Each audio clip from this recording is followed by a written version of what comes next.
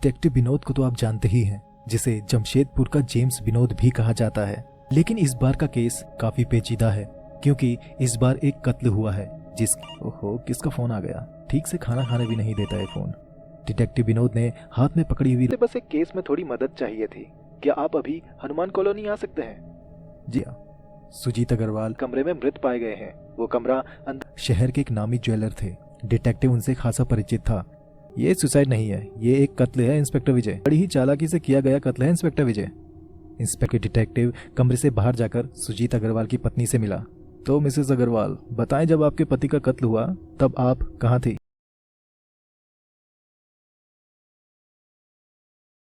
Detective कमरे से बाहर जाकर सुजीत अग्रवाल की पत्नी से मिला। तो मिसेस अग्रवाल, बताएं, जब आपके पति का कत्ल हुआ तब आप कहाँ थी? जी, मैं उस वक्त पास ही में अपनी फ्रेंड गीता बंसल के घर में थी। वहाँ किटी पार्टी चल रही थी, इसलिए काफ़ी देर से मैं वहीं थी। मैं तब वापस आई जब हमारी मेड सीमा ने मुझे बताया कि सुजीत कमरे का दरवाज़ा नहीं खोल रहे। जब मैंने मेरे पास वाली चाबी से कमरा खोला तो वो फर्श पे मरे पड़े थे। इतना बोल के मिसेस अग्रवाल रोने लगी। फिर डिटेक्टिव उनकी मेड सीमा की तरफ मुड़ा और उससे पूछा, सीमा, तुम्हें मिस्टर अग्रवाल से क्या काम था? सब सच सच बताओ कि क्या हुआ था। सीमा बोली, साहब ने 8 बजे कॉफ़ी देने के लिए बोला था। जब 8 बजे मैं कॉफ़ी देने गई और दरवाज़ा खटखटाया तो उन्होंने कोई जवाब नहीं दिया। तो फिर सबसे पहले मैंने उनके बेटे मोंटी को बताया। उसके बाद मैं मेम साहब को बुलाने के लिए उनकी फ्रेंड के घर गई। सीमा के बाद डिटेक्टिव उस घर के इकलौते चिराग मोंटी की तरफ मुड़ा और उससे पूछा, तो मोंटी, आप उस वक्त कहाँ थे और क्या कर रहे थे? मोंटी घबराते हुए बोला, सर मैं अपने कमरे में था और अपने मोबाइल में गेम खेल रहा था। पबजी? डिटेक्टिव विनोद ने मोंटी की आंखों में झांकते हुए पूछा। जी सर, मोंटी ने सिर झुकाए जवाब दिया। फिर डिटेक्टिव वापस सीमा की ओर मुड़ा। वो कुछ पूछना चाहता था मगर उसने पूछा नहीं और इंस्पेक्टर विजय को लेकर घर से बाहर आ गया। इंस्पेक्टर ने पूछा, तो डिटेक्टिव, क्या लगता है इन तीनों में से कातिल कौन है? डिटेक्टिव विनोद बोला, फिलहाल तो तीनों ही मेरे शक के दायरे में हैं। आओ जरा पड़ोस में भी पता कर लें कि किटी पार्टी के वक्त मिसेस अग्रवाल कहाँ थी। थोड़ी ही देर में दोनों गीता बंसल के घर के बाहर खड़े थे। इंस्पेक्टर विजय ने दरवाजे की घंटी बजाई और गीता बंसल ने दरवाजा खोला। हेलो मिसेस बंसल, हम यहाँ सुजीत अग्रवाल के मर्डर की पूछताछ के लिए आए हैं। क्या आप हमें बता सकती हैं कि जब यहाँ किटी पार्टी चल रही थी तो मिसेस अग्रवाल पूरे समय यहीं थी? मिसेस बंसल ने कहा, नहीं इंस्पेक्टर, वो करीब 7:30 बजे अपने घर गई थी और कुछ 15-20 मिनट बाद वापस आई। वो अपना पर्स घर पे भूल गई थी, वही लेने गई हुई थी। ओके मिसेस बंसल, जानकारी देने के लिए धन्यवाद। दोनों वहां से लौट आए। इंस्पेक्टर विजय ने डिटेक्टिव से कहा, मुझे लगता है 15-20 मिनट कत्ल करने के लिए काफी हैं। डिटेक्टिव विनोद कुछ पल सोच के बोला, तुम एक काम करो, वापस मिस्टर अग्रवाल के घर जाकर मोंटी से पता करो कि वो अपने किन दोस्तों के साथ पबजी खेल रहा था। मुझे उन सब के फोन नंबर्स चाहिए और काम वाली सीमा के घर का एड्रेस और कत्ल का एग्जैक्ट टाइम भी मुझे चाहिए। जितना जल्दी हो सके मुझे ये डिटेल्स व्हाट्सएप कर देना। इंस्पेक्टर विजय बोला, क्यों, तुम कहाँ चल दिए? डिटेक्टिव बोला, मैं घर से जल्दी में निकला था और जल्दबाजी में अपने कुत्ते को खाना देना भूल गया था। अब तक तो उसने भौंक भौंक के पूरा घर सिर पे उठा लिया होगा। माँ पिताजी भी गाँव गए हैं, घर पे कोई है नहीं। मैं थोड़ी ही देर में वापस आ जाऊंगा। डिटेक्टिव विनोद सीधा घर चला जाता है। घर पहुंचकर वो देखता है कि उसका कुत्ता घर पे नहीं है। जिस चेन से वो बंधा हुआ था उस चेन को तोड़कर कहीं भाग गया है।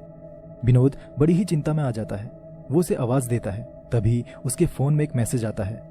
वो देखता है व्हाट्सएप में इंस्पेक्टर विजय ने कुछ फोन नंबर्स और काम वाली सीमा का घर का एड्रेस और कत्ल का एग्जैक्ट टाइम भेजा है। डिटेक्टिव विनोद एक एक करके उन नंबर्स पे कॉल करके पूछताछ करता है। वो नंबर्स मिस्टर अग्रवाल के बेटे मोंटी के दोस्तों के नंबर थे जिनके साथ वो पबजी खेलता था। पूछताछ में पता चला कि हाँ, सच में 6 बजे से 8 बजे तक वो लोग और मोंटी पबजी खेल रहे थे। अब शक की सुई सिर्फ काम वाली सीमा और मिसेस अग्रवाल पे थी। अपने घर से डिटेक्टिव विनोद सीधा काम वाली सीमा के घर गया। वहां उसके दरवाजे पे ताला लगा हुआ था, लेकिन डिटेक्टिव के लिए ऐसे ताले खोलना कोई मुश्किल काम नहीं। डिटेक्टिव ने ताला खोला और अंदर दाखिल हुआ और कुछ देर में वहां से बाहर निकलकर उसने इंस्पेक्टर को कॉल किया। हेलो इंस्पेक्टर, मुझे लगता है मैंने इस केस की गुत्थी सुलझा दी है। आप मुझे मिस्टर अग्रवाल के घर पे मिले। सभी सस्पेक्ट्स को एक कमरे में इकट्ठा कीजिए, मैं बस पहुंचता हूं। सभी सस्पेक्ट्स एक कमरे में एकत्रित हैं कि तभी डिटेक्टिव विनोद कमरे में दाखिल होता है और बोलता है, सबसे पहले मैं ये दिखाना चाहता हूं कि यह कत्ल हुआ कैसे।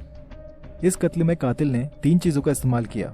एक रिवॉल्वर जो मिस्टर अग्रवाल की लाइसेंसी रिवॉल्वर है, एक चाबी जो मिस्टर अग्रवाल की जेब से मिली और एक फिशिंग रॉड में इस्तेमाल होने वाला तार। सबसे पहले कातिल ने मिस्टर अग्रवाल के सीने में गोली मारी।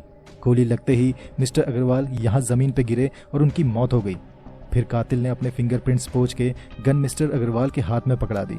फिर उसके बाद उस कातिल ने मिस्टर अग्रवाल को घसीट के इस तरह रखा कि उनकी जेब और दरवाज़ा एक सीध में आ जाए। फर्श में गिरे खून के छींटों में घसीटने के निशान थे। सभी डिटेक्टिव की बातों को बड़े ही ध्यान से सुन रहे थे। सभी के चेहरों में हैरानी छाई हुई थी। डिटेक्टिव फिर बोला, कातिल बहुत शातिर है। उसने फिशिंग रॉड की तार को मिस्टर अग्रवाल की जेब में डाल के उसका एक सिरा पैंट के कपड़े में छोटा सा छेद करके बाहर निकाला और उस तार के दोनों सिरों को कमरे से बाहर तक ले गया। और उसके बाद उसने दरवाजे को बाहर से लॉक कर दिया और चाबी को फिशिंग रॉड की तार के एक सिरे में बांधकर दूसरे सिरे को तब तक खींचा जब तक चाबी मिस्टर अग्रवाल की जेब में नहीं पहुंच गई, ताकि चाबी उनकी जेब में रहे और लगे कि उन्होंने कमरे को अंदर से लॉक करके खुद को गोली मारकर सुसाइड किया है। फिर कातिल ने बड़ी ही चालाकी से उस फिशिंग रॉड की तार को जोर से खींचा और वो तार चाबी में से टूट गई और कातिल ने तार खींचकर अपने पास रख ली। ये एक सोची समझी साजिश के तहत किया गया कत्ल है। इंस्पेक्टर विजय पूछता है, तुम ये सब इतने यकीन के साथ कैसे कह सकते हो डिटेक्टिव, और कातिल आखिर है कौन? डिटेक्टिव विनोद बोलता है, ये सब मैं इतने यकीन के साथ इसलिए कह रहा हूँ क्योंकि जब तुमने मुझे कत्ल का एग्जैक्ट समय बताया कि कत्ल 7 बजे हुआ था, तब मिसेस अग्रवाल किटी पार्टी में थी और जब वो 7:30 बजे घर आई तो अपना पर्स बाहर लिविंग रूम से लेकर चली गई थी। वो कमरे तक आई ही नहीं। तब तक मिस्टर अग्रवाल मारे जा चुके थे। अब बचे सिर्फ काम वाली सीमा और मोंटी। मोंटी अपने दोस्तों के साथ पबजी खेल रहा था। उसने कानों में हेडफोन्स डाले थे और पबजी में चलती गोली